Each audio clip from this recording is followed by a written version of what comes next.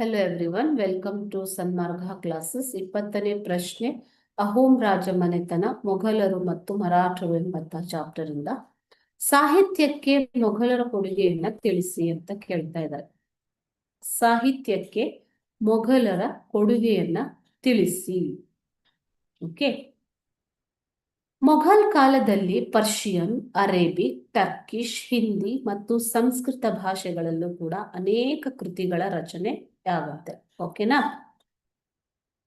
ಬಾಬರ್ ಮತ್ತು ಜಹಾಂಗೀರ್ ಕೂಡ ವಿದ್ವಾಂಸರಾಗಿದ್ದಂಥವರು ಮತ್ತು ಅವರ ತಮ್ಮ ಆತ್ಮಚರಿತ್ರೆಗಳನ್ನ ಬಾಬರ್ನ ಆತ್ಮಚರಿತ್ರೆ ಬಾಬರ್ ನಾಮ ಮತ್ತು ತುಜಿಕ್-ಇ ಜಹಾಂಗೀರ್ ಅವುಗಳನ್ನ ಬರೀತಾರೆ. ಓಕೆ, ತುಜಿಕ್ ಇ ಜಹಾಂಗೀರನ ಏನು ಆತ್ಮಕಥೆ. ಓಕೆನಾ. ಸೊ ಅವರು ಸ್ವತಃ ವಿದ್ವಾಂಸರಾಗಿದ್ದು ತಮ್ಮ ಆತ್ಮಕಥೆಗಳನ್ನು ರಚಿಸಿದರು. ಮಕ್ಕಳು, ಅಕ್ಬರನ ಆಸ್ಥಾನದಲ್ಲಿದ್ದ ಅಬುಲ್ ಫಜಲ್ ಪರ್ಷಿಯನ್ ಭಾಷೆಯಲ್ಲಿ ಐನ್-ಇ-ಅಕ್ಬರಿ ಮತ್ತು ಅಕ್ಬರ್ ನಾಮಗಳನ್ನ ಬರೀತಾನೆ. ಓಕೆ, ಯಾರು?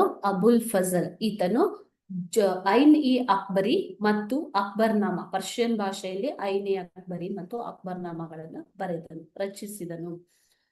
ಬದೌನಿ ರಾಮಾಯಣವನ್ನ, ಫೈಜಿ ಗಣಿತ ಕೃತಿ ಲೀಲಾವತಿಯನ್ನ ಮತ್ತು ರಾಜಾ ತೋದರ್ಮಲ್ ಭಾಗವತ ಪುರಾಣವನ್ನ ಪರ್ಷಿಯನ್ ಭಾಷೆಗೆ ಮೊಘಲರ ಕಾಲದಲ್ಲಿ ಅನುವಾದನೆ ಮಾಡ್ತಾರೆ ಮಕ್ಕಳು. ಓಕೆ, ಬದೌನಿಯು ರಾಮಾಯಣವನ್ನ, ಫೈಜಿ ಲೀಲಾವತಿ ಎಂಬ ಗಣಿತ ಗ್ರಂಥವನ್ನ, ಫೈಜ್-ಇ-ಲೀಲಾವತಿ ಎಂಬಂತಹ ಗಣಿತ ಗ್ರಂಥವನ್ನ ಮತ್ತು ರಾಜಾ ತೋದರ್ಮಲ್ ಭಾಗವತ ಪುರಾಣವನ್ನ ಪರ್ಷಿಯನ್ ಭಾಷೆಗೆ ಅನುವಾದನೆ ಮಾಡ್ತಾರೆ.